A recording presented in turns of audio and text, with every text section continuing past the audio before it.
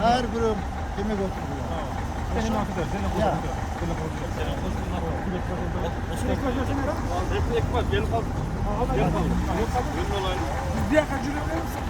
Masayı yıkacağız. Nereden çıkacağız?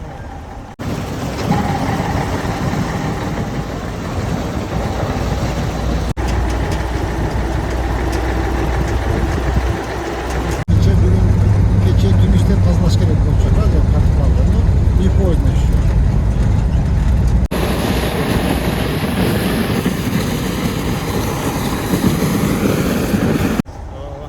Ertemeğin geçeyen işteyiz. Olmuştu koçun tazalar, patlayacakmış böyle. Tazalar bitkenden keyin tuz seviyoruz, anan daş.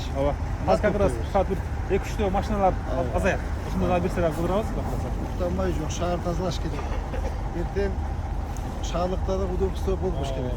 Bir o şov geldik. Tap taza kılıp soğun kılıp körüp, tazalap, soğun kılıp paratkılardı anan adamı. Erten saat 7'ge cumuşkan. Şey, давайте, kettik.